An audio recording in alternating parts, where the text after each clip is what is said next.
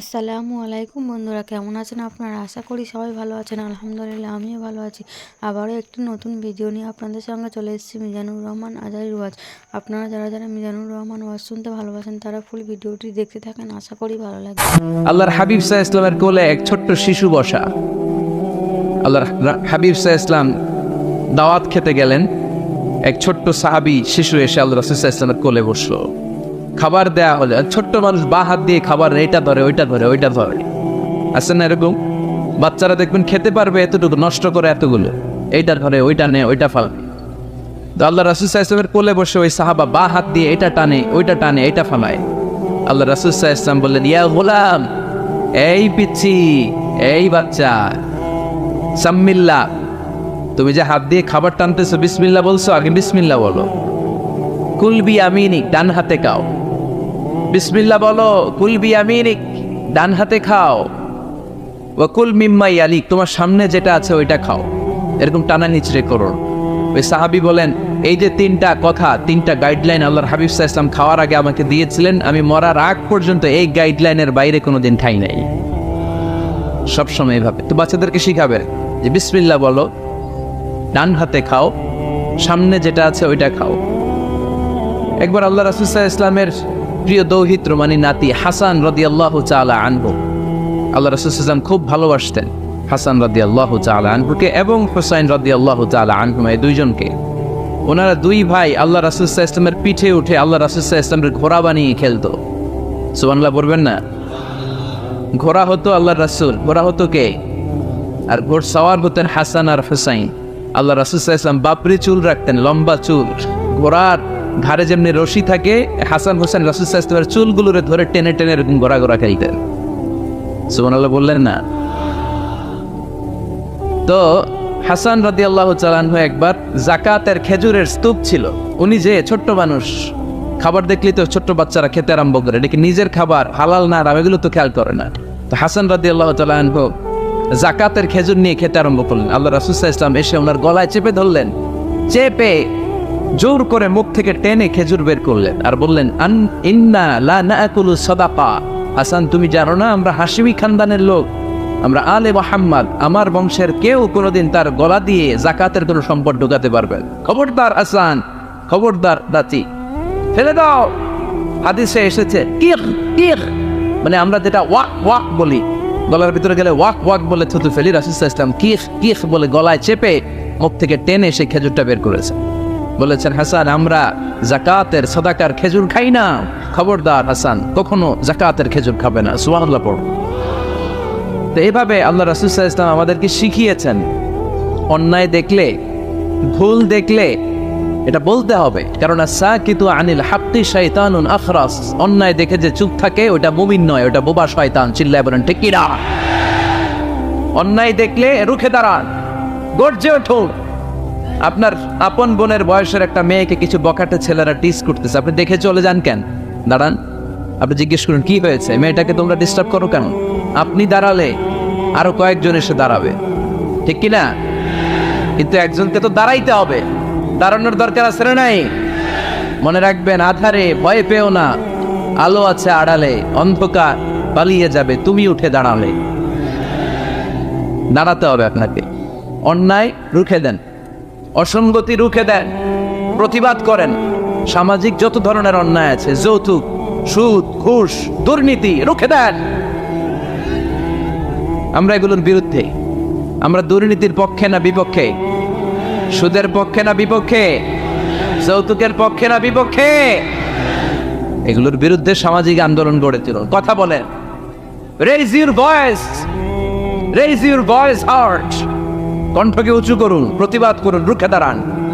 আপনি দাঁড়ালে সোজা থাকবে বাংলাদেশ, আপনি বসে গেলে পথ হারাবে বাংলাদেশ। এজন্য সামাজিক অন্যায়কে রুখে দিতে হবে। আল্লাহর হাবিব সাল্লাল্লাহু আলাইহি ওয়াসাল্লাম যত জায়গায় সামাজিক অসঙ্গতি দেখেছেন ধরে ধরে ঠিক করেছেন। কারো ভুল নাম দেখলে তিনি চেঞ্জ করে দিতেন। মক্কা থেকে মদিনায় যখন আল্লাহ রাসূল সাল্লাল্লাহু আলাইহি ওয়াসাল্লাম গেলেন, মদিনার আগের নাম ছিল ইয়াসরিব। মদিনার আগের নাম কি ছিল? ইয়াসরিব। ইয়াসরিব শব্দের অর্থ to take revenge from someone, প্রতিশোধ নেয়া।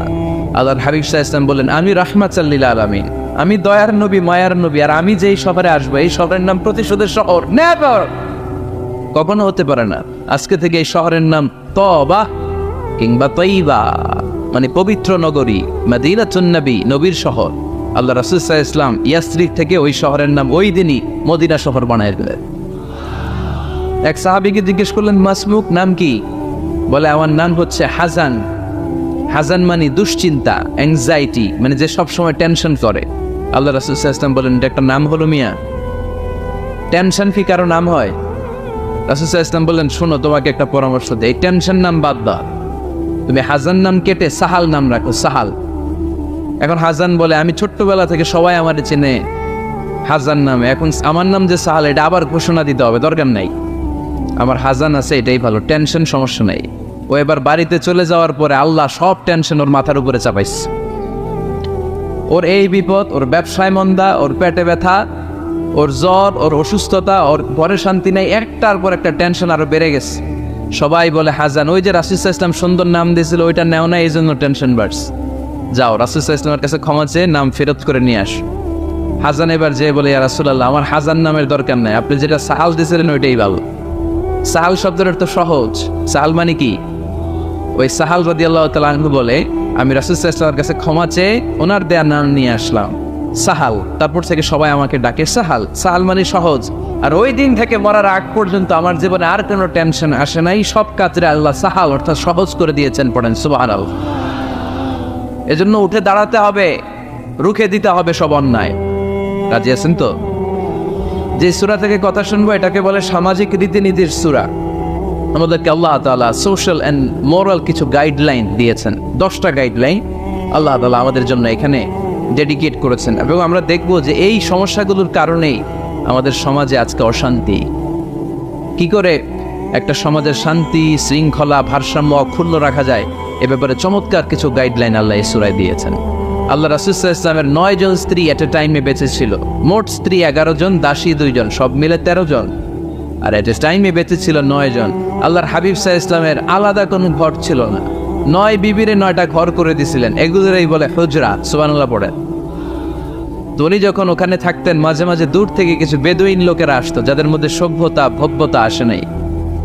এরা এসে আল্লাহ রাসূল সাল্লাল্লাহু আলাইহি ওয়াসাল্লামকে ডাকা শুরু করতো। আমরা আমাদেরকে যেমনে ডাকি, আপনার নাম যদি হয় আব্দুল্লাহ, আমি আপনার বন্ধু হলে আপনারা ডাকবো, ওই আব্দুল্লাহ এদিকে আয়। এভাবে ডাকবো না? বন্ধু তো, তুই আমার বন্ধু, আব্দুল্লাহ এদিকে আয়। আব্দুর রহিম আমার বন্ধু, তো আমি ডাকবো, এই আব্দুর রহমান এই। কিন্তু আল্লাহ রাসূল সাল্লাল্লাহু আলাইহি ওয়াসাল্লামের নাম হচ্ছে মুহাম্মদ, ওনারা কি ডাকা যাবে এই মুহাম্মদ এই? ডাকা যাবে? উনি কি আমাদের মতো মানুষ? উনি মানুষ, তবে অসাধারণ মানুষ, ঠিক কিনা? তো কিছু বেদুইন এসে দুপুরবেলা রাসূল সাল্লাল্লাহু আলাইহি ওয়াসাল্লাম বিশ্রাম নিচ্ছিলেন, তারা এসে বলতে আরম্ভ করলো, ইয়া মুহাম্মদ, ইয়া মুহাম্মদ, এই মুহাম্মদ এই, বের হও। আল্লাহ বরদাস্ত করলেন না। আল্লাহ বললেন, খবরদার, নিজেরা নিজেদেরকে যেমনে ডাকো নবীর ওইভাবে ডেকো না, তোমাদের সব আমল বরবাদ হয়ে যাবে। অপেক্ষা করো, অপেক্ষা করো, অ্যাপয়েন্টমেন্ট নাও, পারমিশন নাও, সালাম দাও। কার কথা? চিল্লায় বলতে হবে কার? রব্বুল আলামিন বলেন, ইয়া আইয়ুহাল্লাযীনা আমানু লা তাদখুলু বুয়ুতান গায়রা বুয়ুতিকুম হাত্তা তাস্তানিসু ওয়া তুসাল্লিমু আলা আহলিহা যালিকুম খায়রুল লাকুম লাআল্লাকুম তাযাক্কারুন। পড়েন আল্লাহু আকবার। আল্লাহ বললেন, ও বিশ্বাসীরা শোনো শোনো, তোমাদের ঘর ছাড়া অন্য কারো ঘরে যদি যাও, অপরিচিত কারো বাসায় যদি যাও, যাওয়ার আগে অনুমতি নাও আর সালাম দাও। দেখেন সমাজ পরিবর্তনের ওয়াজ। অনুমতি নিতে হবে, সালাম দিতে হবে, পারমিশন নিয়ে যাবেন, অ্যাপয়েন্টমেন্ট নিয়ে যাবেন। অনেকে এমপির বাসায় যেয়ে ভিড় করে, এমপিরে পায় না, রাগ থাকে, আরে আসছি, এমপি হয়েছে তো কি হয়েছে, পাওয়া যায় না সময় মতো। এমপিরও কাজ আছে না নাই? উনি তো আপনাদের জন্যই কাজ করেন, নিজে মিটিংগুলো করে আপনাদের জন্য, এই নির্বাচনী এলাকার জন্য করে, এগুলো বুঝতে হবে। অনেক ব্যস্ত মানুষ। হুজুরের বাসায় যে, এই হুজুর নামে না এখনো, এতক্ষণ ধরে বসে আছি, 2 কাপ চা দিয়ে বসায় রাখছে আমাদেরকে, এরকম অভিযোগ আছে না নাই? কিন্তু হুজুরও মানুষ, হুজুরের ঘুমানো লাগে, হুজুরের গোসল করা লাগে, হুজুরের বিশ্রাম লাগে, হুজুরের ফ্যামিলি আছে, হুজুরও অসুস্থ হয়, হুজুর রোবট না, ঠিক কিনা? এগুলো একটু বোঝার চেষ্টা করবেন। একটু আমলে নেবেন। এজন্য সুন্নাহ হচ্ছে কারোর সাথে দেখা করার আগে অনুমতি নিয়ে যাওয়া। মোবাইল থাকলে ভাই বিকেলে একটু আসতে চাই, উনি যদি বলে হ্যাঁ আসেন যাবেন, তাহলে 1 নম্বর সুন্নাহ অ্যাপয়েন্টমেন্ট নেওয়া। 2 নম্বর সুন্নাহ যে সালাম দেওয়া, অনুমতি চাওয়া। কারো ঘরে হুট করে দরজায় ধাক্কা মেরে ঢোকা যাবে? আগে কি দিবেন? আওয়াজ করে বলেন, আগে কি দিবেন? সালাম। তারপর আপনার নাম বলবেন। কি বলবেন? আল্লাহর হাবিব সাল্লাল্লাহু আলাইহি ওয়াসাল্লাম ওনার ঘরে বসা, এক সাহাবী এসে দরজার মধ্যে কাড়া নাড়লেন। আল্লাহর হাবিব সাল্লাল্লাহু আলাইহি ওয়াসাল্লাম বললেন, মান্দা, কে দরজায় কাড়া নাড়ে? সাহাবী বললেন, আনা, আমি। বিশ্বনবী বললেন, মান আনতা, তুমি কে? সাহাবী কয়, আনা আনা। আরে নবী, আমি। রাসূল সাল্লাল্লাহু আলাইহি ওয়াসাল্লাম, কিসের আনা আনা? নাম বলো মিয়া। আনা কান্নাহু কারিহা। রাসূল সাল্লাল্লাহু আলাইহি ওয়াসাল্লাম ওর কথাটাই রিপিট করলেন। রাসূল সাল্লাল্লাহু আলাইহি ওয়াসাল্লাম জিজ্ঞেস করলেন, কে? বলে, আমি। আরে তুমি কে? সাহাবী বলে, হুজুর আমি। আল্লাহ রাসূল বলে, আমি। এটা কোনো নাম হইল? নাম বলে। আল্লাহ রাসূল সাল্লাল্লাহু আলাইহি ওয়াসাল্লাম রেগে গিয়ে 2 বার বললেন, আমি। তা আমি বললেন না, আবার নামটা বলবেন। আমি কোনো নাম হইল?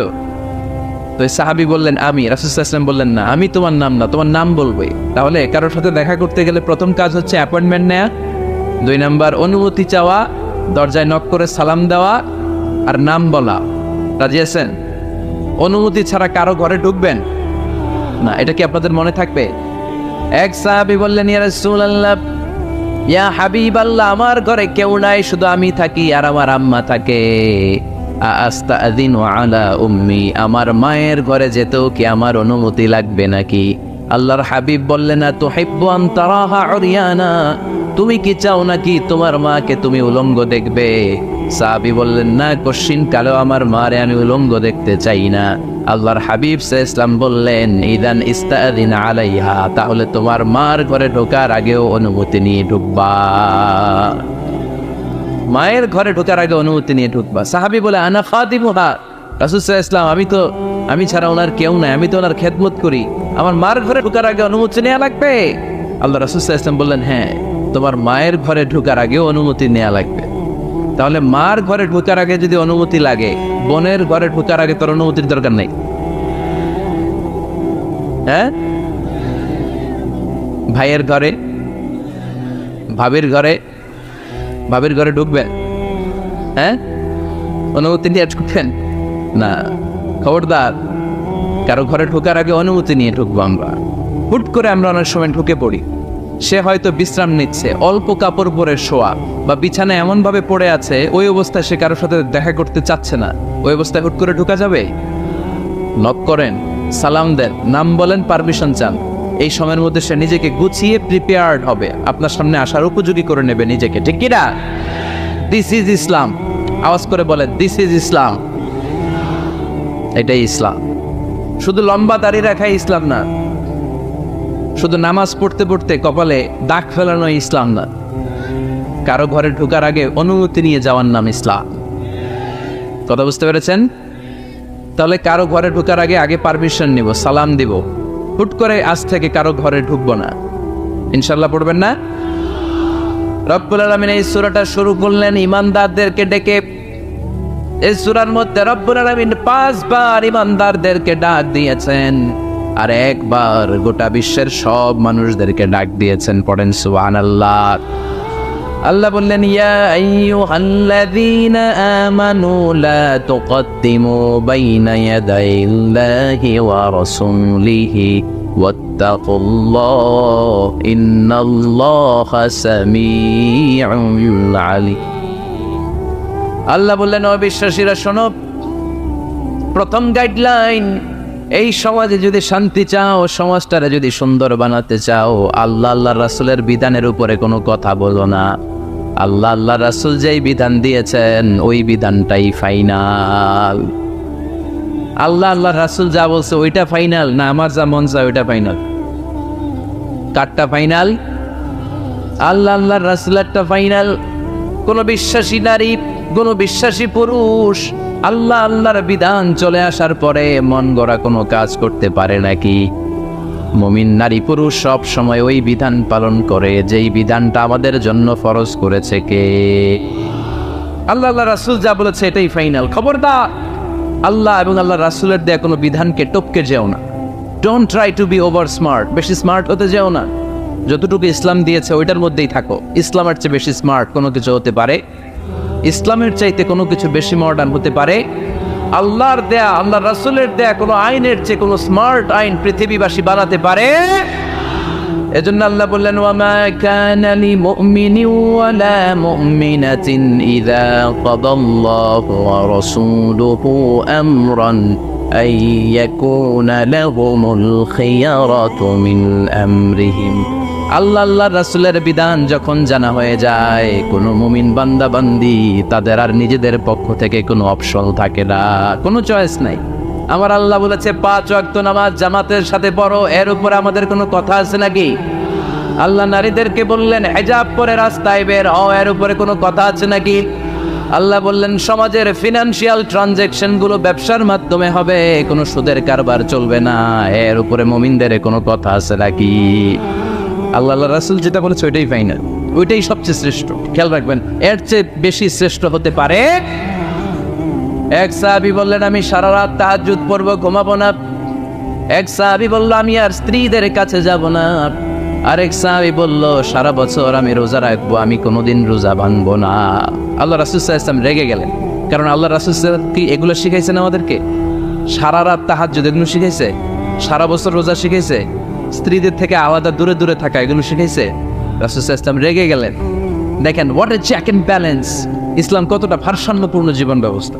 আল্লাহ রাসূল সাল্লাল্লাহু আলাইহি ওয়াসাল্লাম ডেকে বলেন, কার এত সাহস যে বলেছে সারা রাত তাহাজ্জুদ পড়বে? কই, আমি নবী তো সারা রাত তাহাজ্জুদ পড়ি না, আমি নবী তো তাহাজ্জুদও পড়ি আবার ঘুমাই, তো আমি ঘুমাইয়া আল্লাহর এত বড় প্রিয় বান্দা হতে পারি, তোমার সমস্যা কোথায়? আমি নবী হয়ে 11 জন স্ত্রীর সাথে মেলামেশা করতে পারি, তোমার মিশতে সমস্যা কোথায়?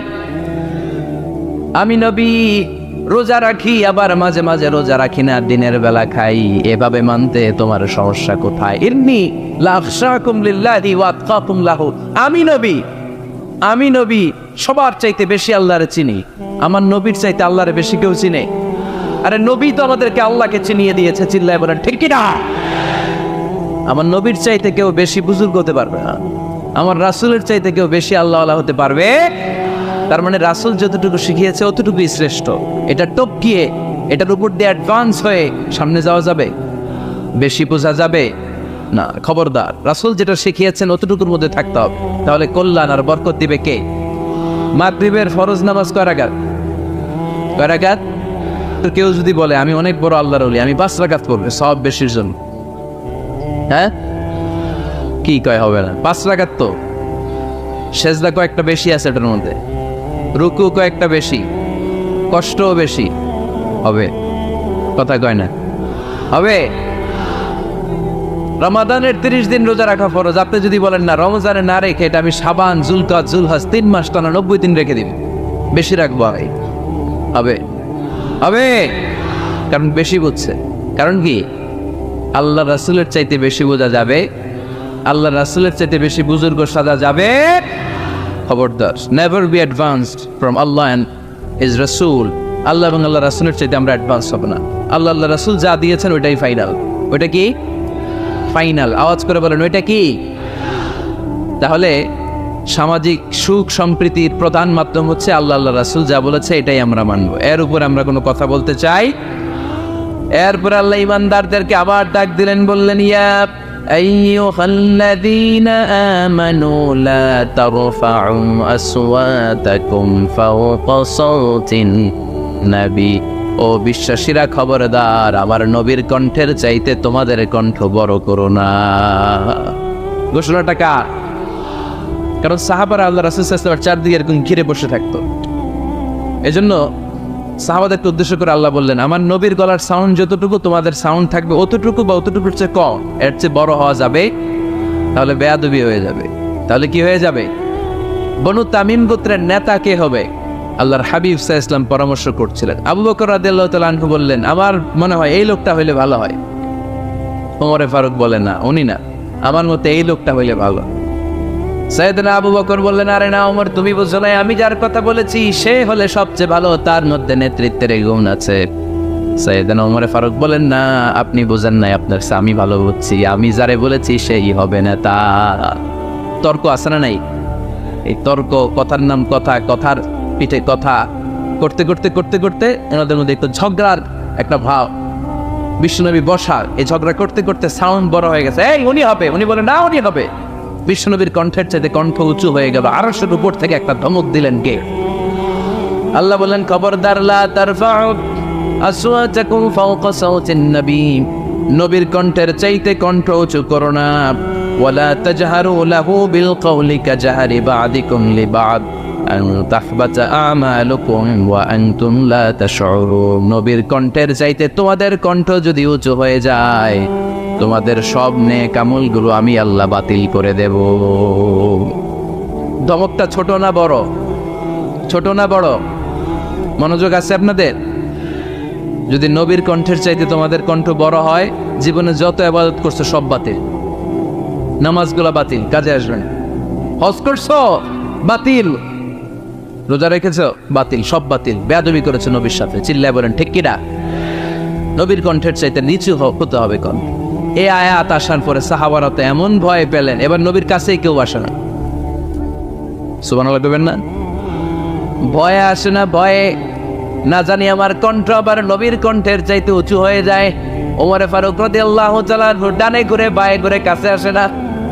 আবু বকর রাদিয়াল্লাহু তাআলা আনহু ডানে ঘুরে বায়ে ঘুরে কাছে আসে না। আল্লাহর হাবিব ওমর ফারুককে ডাক দিলেন, এই ওমর সামনে আসো, এদিকে আসো। ওমর ফারুক আসলেন, কিন্তু ওমর ফারুক এত আস্তে আস্তে কথা বলেন, বিশ্বনবী ওমর ফারুকের কথা কানে শোনে না। সুবহানাল্লাহ নাই? এত আস্তে আস্তে ওমর ফারুক কথা বলেন, বিশ্বনবী শুনতে পান না। ওমর কি বললা, একটু জোরে বলো না। ওমর ফারুক একটু জোরে বললেন, তাও শুনেন না। বিশ্বনবী বললেন, আরেকটু সাউন্ড বড় করে বলো, আমি তো শুনি না, জোরে বলো।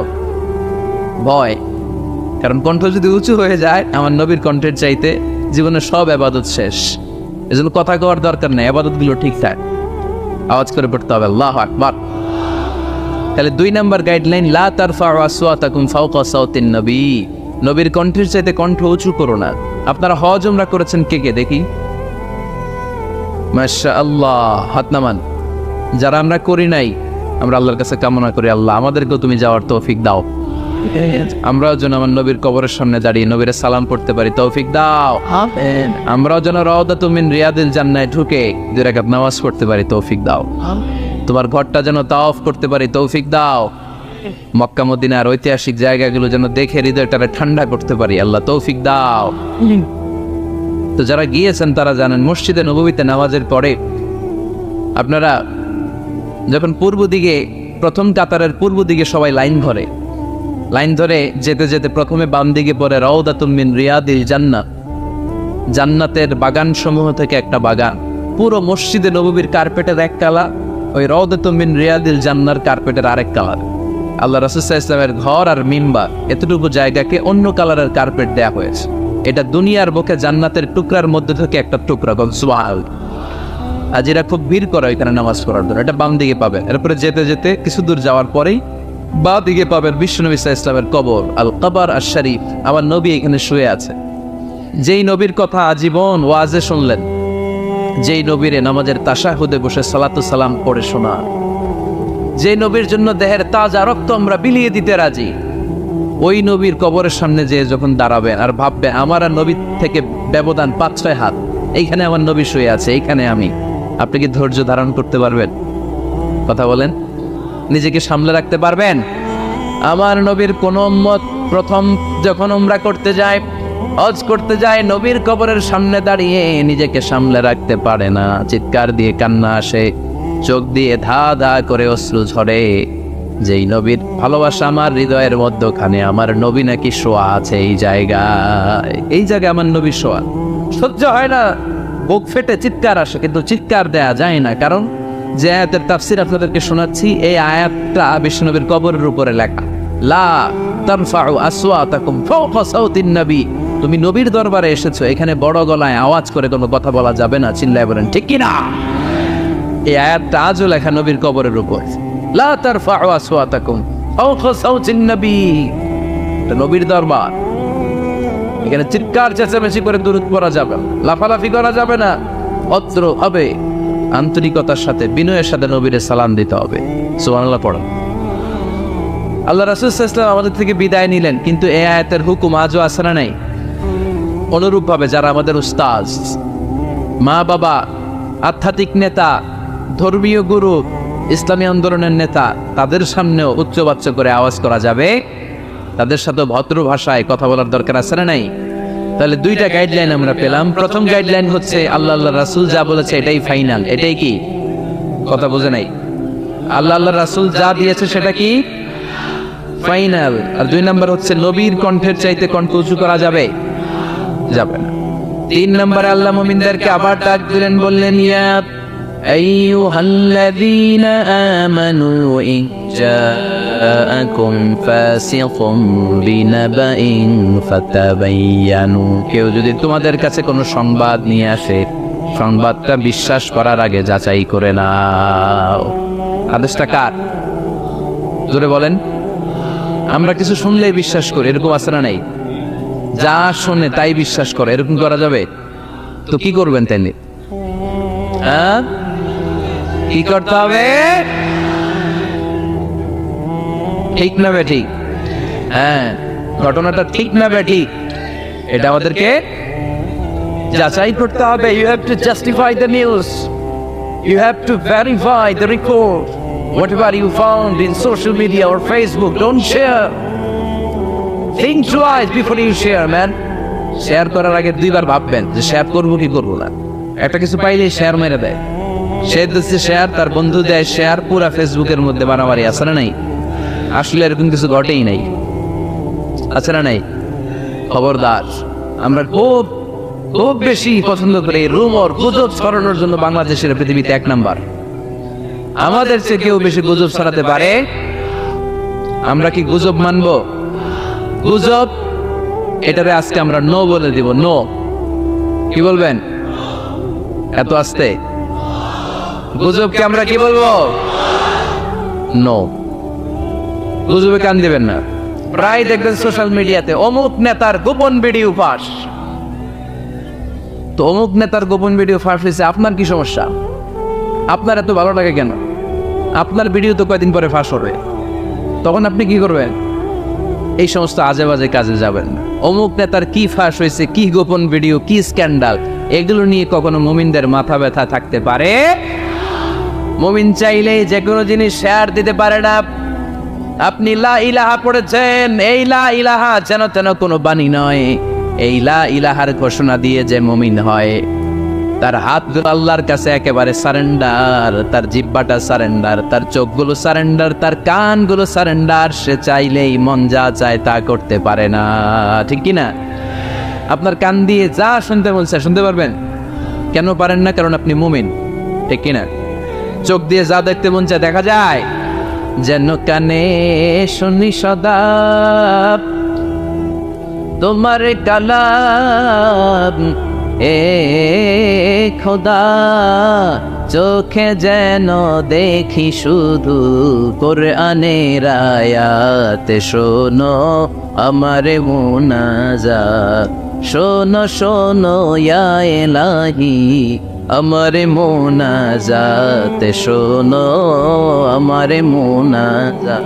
পড়েন আমিন। তাহলে ফাতাবায়ানু, নিউজ একটা শুনলেই আমরা শেয়ার দিব না ভাই, আমরা একটু চেক করব, ক্রস চেক, ডাবল চেক, নির্ভরযোগ্য তথ্যসূত্র তালাশ করব যে আসলে এই ঘটনাটা ঘটছে কিনা।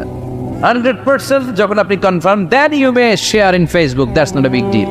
দেন শেয়ার দেন, জনসচেতনতার জন্য শেয়ার দেন, সমস্যা নেই। কিন্তু না জেনে শেয়ার দেওয়া যাবে? কথা বলেন। আল্লাহ রাসূল সাল্লাল্লাহু আলাইহি ওয়াসাল্লামের জীবনে এরকম একটা ঘটনা ঘটেছিল। হারিস বিন মিরার রাদিয়াল্লাহু তাআলা আনহু বনুল মুস্তালিকের যুদ্ধে জেতার পরে হারিস বিন মিরারকে বিশ্বনবী দায়িত্ব দিলেন যে হারিস বিন মিরার, তুমি এই এলাকার নেতা, কি করতে হবে আমাদের? বিশ্বনবী বললেন নামাজ পড়বা, রমাদানের রোজা রাখবা, যাকাত আদায় করবা। মিরার বলে তাহলে যাকাত নেন। বিশ্বনবী বললেন না, 1 বছর পূর্ণ হওয়ার পরে যাকাত দিতে হয়। যাকাত কয় বছর পর পর? যাকাত প্রতিদিন দেয়া লাগে। হালানিল হাউল, 1 বছর যখন হবে আমি আমার সাহাবী পাঠাবো মদিনা থেকে, তখন দিয়ে দিও। বিশ্বনবী চলে গেলেন। 1 বছর পরে এক সাহাবীকে রেডি করলেন, যাকাতের সম্পদ নিয়ে আসো বনুল মুস্তালিকের পক্ষ থেকে। ওই সাহাবীর নাম হচ্ছে আল আলী, ওয়ালিদ ইবনে উকবা। বিশ্বনবী ডেকে বললেন, ওয়ালিদ যাও, 1 বছর সময় অতিক্রান্ত হয়েছে, বনুল মুস্তালিকের লোকদের যত যাকাতের সম্পদ জমা হয়েছে নিয়ে আসো। সাইয়েদনা ওয়ালিদ ইবনে উকবা যখন সম্পদ আনার জন্য বের হলেন, ওইদিকে বনুল মুস্তালাকের লোকেরা শুনতে পেল বিশ্বনবীর পাঠানো সাহাবী উনাদের এলাকায় শুভাগমন করবে। ওই সাহাবীকে লাল গাড়িচার সংবর্ধনা দেওয়ার জন্য সেনাবাহিনী সহ পুরো এলাকা থেকে সব সৈন্যবাহিনী সহ তারা মরুভূমির মধ্যে এসে দাঁড়িয়ে রয়েছে। সুবহানাল্লাহ পড়েন। নবীর সাহাবীর আগমন হবে, নবীর সাহাবীর শুভাগমন। উনি এসে আমাদের এলাকার যাকাতের টাকা কালেকশন করে নিয়ে যাবে, ওনাকে সংবর্ধনা দিব। বের হন, তলোয়ার নিয়ে, ঘোড়া নিয়ে, গার্ড দিয়ে আমরা দাঁড়িয়ে থাকি। তো মরুভূমিতে সবাই দাঁড়ায় আছে। আল ওয়ালিদ ইবনে উকবা মদিনা থেকে বিশাল রাস্তা পাড়ি দিয়ে যখন বনুল মুস্তালাকের এলাকার কাছাকাছি দূর থেকে দেখে তলোয়ার নিয়ে লোকজন দাঁড়ায় আছে। কি নিয়ে দাঁড়ায় আছে? উনি ভাবছে আমারে মারার জন্য দাঁড়ায় আছে। উনি মনে মনে ভাবলেন বিশ্বনবী পাঠালেন যাকাত নেয়ার জন্য, যাকাত পরে নিব, আগে জান সামলাই। কারণ এলাকার লোকেরা সব তলোয়ার নিয়ে সেনাবাহিনী সহ দাঁড়ানো। আসলে কথাটা কি ঠিক? মারার জন্য দাঁড়ায় আছে। কি জন্য? সম্মান দেওয়ার জন্য, ওয়েলকামিং রিসেপশন দেওয়ার জন্য। উনি ভাবলেন আমারে কচুকাটা করবো, এক কাজ করি, ওদিকে না যে অ্যাবাউট টার্ন উল্টা করি। যেই চিন্তা ওই কাজ। সাহাবী আল ওয়ালিদ ইবনে উকবা উল্টা করে গেলেন। মন্দ ধারণা নিয়ে ফিরে যেয়ে বিশ্বনবীরে বললেন, নবী আপনি আমার মায়ের খাওয়ার জন্য পাঠাইছিলেন, যাকাত আনার জন্য পাঠিয়েছেন, কিন্তু তারা যাকাত তো দিবেই না, আমারে হত্যার জন্য তলোয়ার নিয়ে দাঁড়িয়েছিল গো নবী। কথা কি সত্য? উনি ভুল বুঝতে পারছেন। উনি ভুল বুঝেছেন, না বুঝে ভুল কথায় বিশ্বনবীর কাছে প্রচার করে দিলেন। আল্লাহর হাবিব সাল্লাল্লাহু আলাইহি ওয়াসাল্লাম সহজ সরল মনা নবী, সাহাবী তো আর মিথ্যা বলবেন না। বিশ্বনবী বিশ্বাস করলেন। বিশ্বাস করে খালিদ ইবনে ওয়ালিদের নেতৃত্বে 1000 সৈন্যের অভিযান পাঠালেন। বললেন যাও, যে দেখো ঘটনা কি, ঘটনা সত্য হলে অভিযান চালাও। আল্লাহ বলেন নবী অভিযান পরে চালায়, একটু থামেন। ফাতাবায়ানু ইন জাআতুম ফাসিকুম বিনাবাইন ফাতাবায়ানু। নবী ওয়ালিদ এসে আপনার কাছে দেই তথ্য প্রচার করেছে, তথ্যটা সঠিক নয়, আগে যাচাই করেন, তারপরে অ্যাকশনে যান। ঠিক কি না? আমরা ডাইরেক্ট অ্যাকশন মারি। আমরা কি করি? Action action, direct action. সত্য না মিথ্যা ধারধারি না। আল্লাহ বললেন নবী অভিযান চালাবেন না। ওয়ালিদ যেই কথা আপনারে বলেছে এই কথাটা সত্য নয়। আন তুসিবু কওমান বিজাহালাতিন ফাতুসবিহু আলা মা ফাআলতুম নাদিবিন। আপনি যদি ওই মুসলমানদের এলাকায় না জেনে অভিযান পাঠান, এই অভিযানে যদি কেউ মারা যায়, প্রত্যেকটা মৃত্যুর দায়ভার কিন্তু আপনার কাঁধেই বর্তাবে গো নবী। ঠিক কি না? এই যে আপনি চেক না করে, জাস্টিফাই না করে, নিশ্চিত না হয়ে ওয়ালিদের কথায় বিশ্বাস করেই বনুল মুস্তালিককে অ্যাটাক করার জন্য 1000 সৈন্যবাহিনী পাঠালেন। ওরা যদি আক্রমণ করতো, কেউ যদি মারা যেত, এই দায়ভার কার? আমার নবীর। ঠিক কিনা? নবীকে শিখানোর মাধ্যমে আল্লাহ তাআলা গোটা উম্মতকে শিখাই দিলেন, ইন জাআতুম ফাসিকুম বিনাবাইন ফাতাবায়ানু। কেউ যদি খবর নিয়ে আসে, শুনেই বিশ্বাস করো না, আগে যাচাই করো, আগে চেক করো, তারপরে বিশ্বাস করবা। ঠিক কিনা? তাহলে এখন থেকে একটা কিছু শুনলে বিশ্বাস করবেন। 4 নম্বরে আল্লাহ বললেন লা ইয়াসখার কওমুন মিন কওম। কেউ কাউরে ঠাট্টা করবো না আমরা, অবজ্ঞার সুরে কোনোদিন কাউরে কোনো কথা বলবো না। রাজি আছেন? সবাই রাজি? এরপরে 5 নম্বরে আল্লাহ বললেন ওয়ালা তালমিজু আনফুসাকুম। খবরদার তোমরা অন্যের দোষ খুঁজো না, দোষ খুঁজবা নিজেদের। কিন্তু সমাজে আমরা অন্যের দোষ খুঁজি কি খুঁজি না। 5 নম্বর ওয়ালা তালমিজু আনফুসাকুম, নেভার ডিসফেম ইচ আদার। একে অপরের দোষ খুঁজো না। আমাদের সমাজে কিছু লোক আছে নিজের দোষ দেখে না, খালি অন্যের দোষ দেখে। আছে না নাই? চায়ের দোকানে বসে বসে দেখবেন বলবে এই বাড়িতে এই সমস্যা, ওই বাড়িতে ওই সমস্যা, ওই বাড়িতে মারামারি, ওই বাড়িতে কাটাকাটি। তোর বাড়িতে কি সমস্যা ওইটা বল, তোমার বাড়িতে কি সমস্যা ওইটা বলো মিয়া। আছে না এরকম? এই হুজুর ভালো না, এই সমস্যা, ওই হুজুরও ভালো না, এই হুজুরও খারাপ, এই হুজুরের এই সমস্যা। তুমি হুজুরের কি সমস্যা? তুমি হুজুরের কি সমস্যা আগে জাতির কাছে ওইটা বলো। আগে নিজে ভালো হও, নিজে ভালো তো জগৎ ভালো। যেন খবরদার অন্যের দোষ খুঁজবেন না। এটা খুব বাজে একটা স্বভাব, খালি অন্যের দোষ খোঁজে। যে নিজে নিজের দোষ খুঁজতে পারে, যে নিজে নিজের সমালোচনা করতে পারে, সে সবচেয়ে বুদ্ধিমান। কারণ অন্যে কি করছে এই ব্যাপারে আপনারা ধরবে আল্লাহ। কথা বলেন না কেন? আল্লাহ আপনাকে ধরবে আপনার কি সমস্যা, আপনি কি করলেন, শুধু ওই ব্যাপারেই আপনি জিজ্ঞাসিত হবেন। এজন্য আল্লাহ বললেন তাদের উপর আমার লানত, তাদের উপর ধ্বংস, যারা প্রকাশ্যে অপ্রকাশ্যে অন্যদের দোষ খুঁজে বেড়ায়, দোষ বলে বেড়ায়। এরকম আছে না নাই? আল্লাহ লানত দিয়ে বললেন ওয়াইলুল লিকুল্লি হুমাযাতিল লুমাযা, গোপনেও দোষ খোঁজে প্রকাশ্যেও দোষ বলে, তাদের উপর আল্লাহ লানাত। হুমাযাতিল লুমাযা, এই লুমাযা শব্দ থেকে আল্লাহ এনেছেন ওয়ালা তালবিযু আনফুসাকুম, একে অপরের দোষ খোঁজো না, নিজের দোষ খোঁজো, সেই সবচেয়ে বুদ্ধিমান। তাহলে আমরা আত্মসমালোচনা করবে, কি করব? খেয়াল রাখবেন, সবচেয়ে খারাপ হচ্ছে সমালোচনা। সবচেয়ে খারাপ কি? তারপর কিছুটা ভালো যেটা, সেটা হচ্ছে আলোচনা। সেটা কি? আলোচনা। সবচেয়ে ভালো হচ্ছে আত্মসমালোচনা। সবচেয়ে ভালো কি? তাহলে তিনটা বললাম। এক হচ্ছে সমালোচনা, আমরা করব না, আমরা করব আলোচনা, আর সবচেয়ে বেশি করব আত্মসমালোচনা, সেলফ ক্রিটিসিজম। রাতে ঘুমানোর আগে একটু ভাববেন কি কি ভুল করলাম, কাকে কাকে কষ্ট দিলাম, কি কি অন্যায় আজকে আমার দ্বারা হলো, কালকের দিনটা যেন আবার আজকের দিনের চেয়ে ভালো হয়। নিজের সাথে নিজের এরকম বোঝাপড়ার দরকার আছে না নাই? আমরা যেন আত্মসমালোচনা করি ফরিদপুরের ভাইয়েরা, অন্যের দোষ যেন না খুশি। Small people talk about people, যারা নিচু মনের মানুষ এরা শুধু মানুষের দোষ খুঁজে বেড়ায়, মানুষ নিয়ে কথা কয়, এই মানুষ এই মানুষের সমস্যা, এই সমস্যা। Average people talk about things and story and the incidents. যারা মাঝারি মনের মানুষ তারা বিভিন্ন ঘটনা নিয়ে কথা বলে, বিভিন্ন বিষয় নিয়ে কথা বলে। আর গ্রেট পিপল, যারা মহামানুষ, দে টক অ্যাবাউট আইডিয়াস, তারা নতুন নতুন আইডিয়া নিয়ে কথা বলে। এই আইডিয়া সমাজে অ্যাপ্লাই করলে, ইমপ্লিমেন্ট করলে সমাজটা বদলে যাবে। এই আইডিয়া এখানে সেট করলে এখানে কল্যাণ হবে। বড় মনের মানুষরা আইডিয়া নিয়ে কথা বলে। এখন দ্য ডিসিশন ইজ ইয়োর্স, সিদ্ধান্ত আপনার। আপনি কি ছোট মনের মানুষ হবেন না বড় মনের মানুষ হবেন? অন্যরে নিয়ে আমার কোনো টেনশনের দরকার নেই। আমি জান্নাতি না জাহান্নামী, এই টেনশনে তো ঘুম আসে না আমার। আমার কি অবস্থা হবে আমি জানি না। আমি আরেকজনের দোষ খুঁজি, আমি আরেকজনের বদনাম বলি, আমি আরেকজনের পিছু লেগে থাকি। খবরদার, বিশ্বাসী বলে যারা দাবি করে তারা কখনো অন্যের পিছু লাগতে পারে। আল্লাহ বললেন ওয়ালা তাহিনু ওয়ালা তাহজানু ওয়া আনতুমুল আ'লাউনা ইন কুনতুম মুমিনিন। ভয় পেও না, চিন্তা করো না, আল্লাহর সাহায্য আছে না নাই?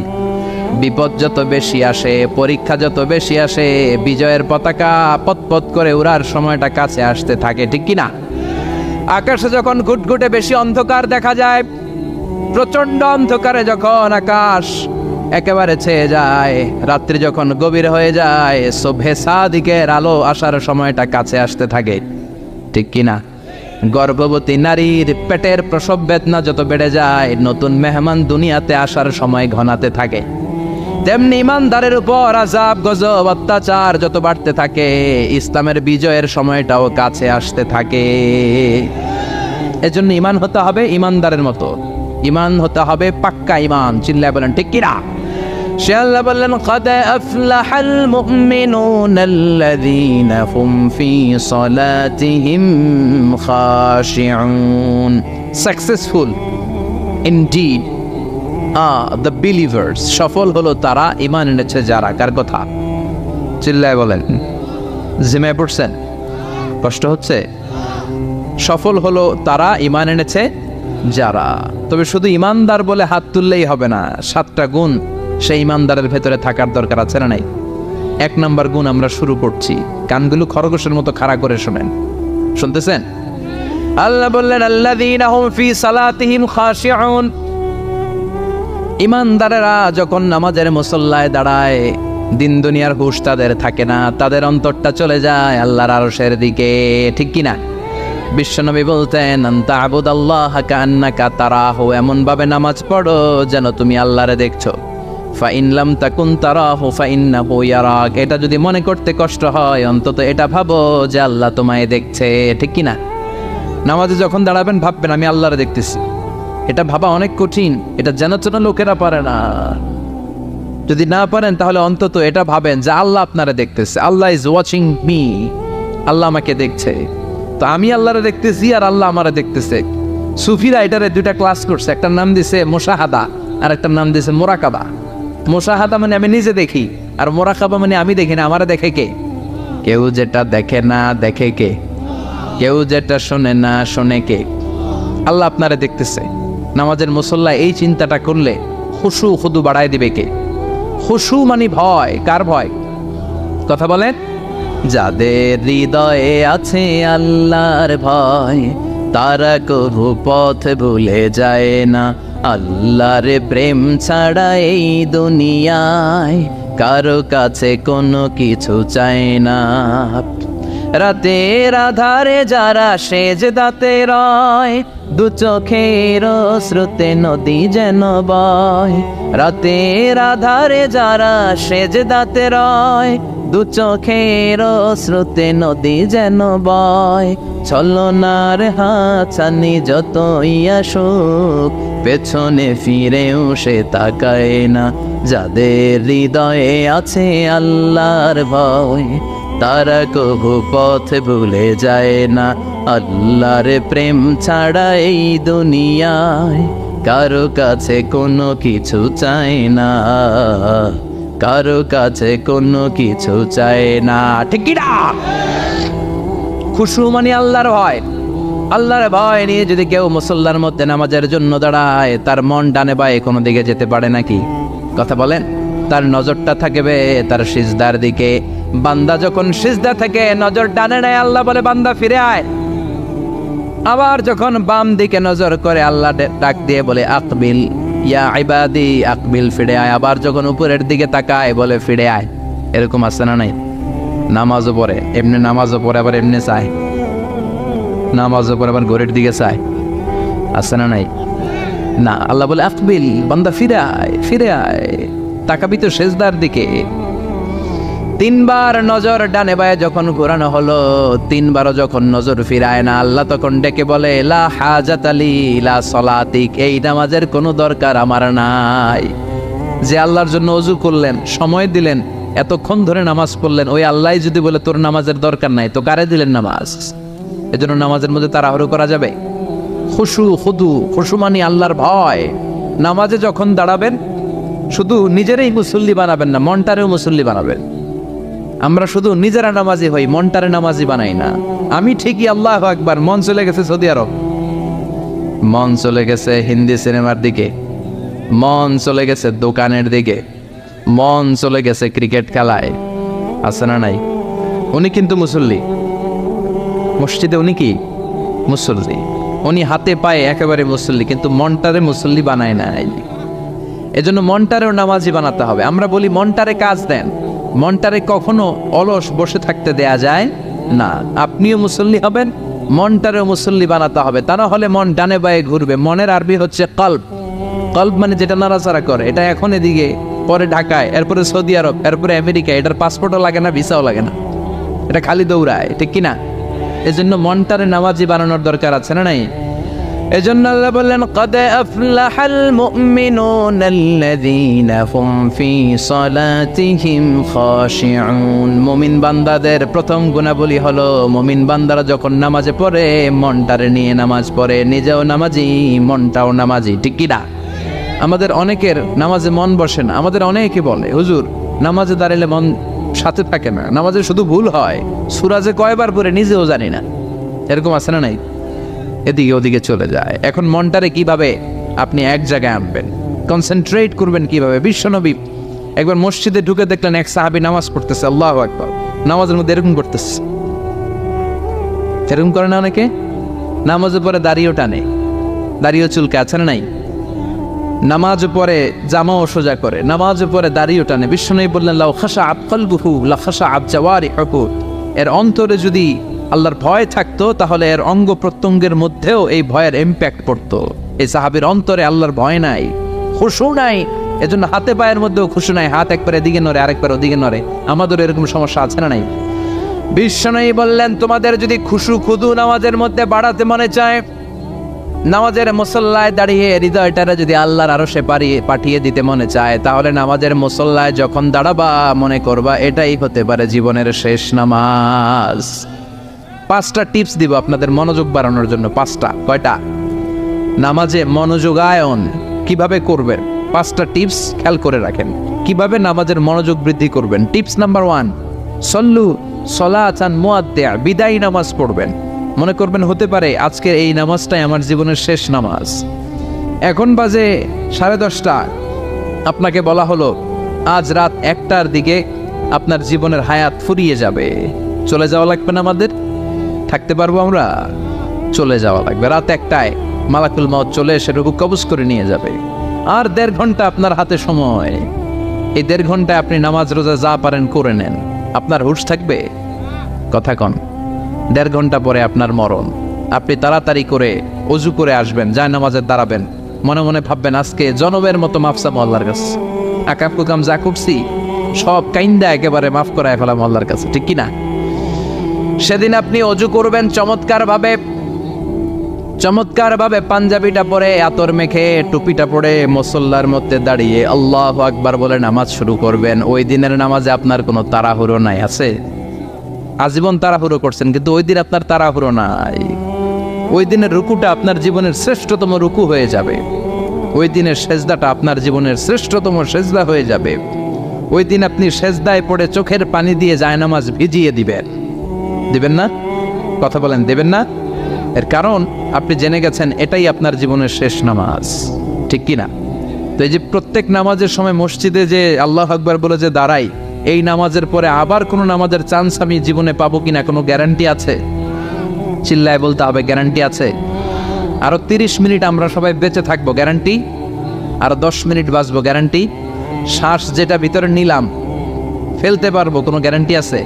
তাহলে প্রতিটা নামাজের সময় আমরা এই কথাটা ভাবি না কেন যে হতে পারে এই নামাজটাই আমার জীবনের শেষ নামাজ, হতে পারে আজকের এই সেজদাটা আমার জীবনের শেষ সেজদা। চিল্লায় বলেন ঠিক কিনা?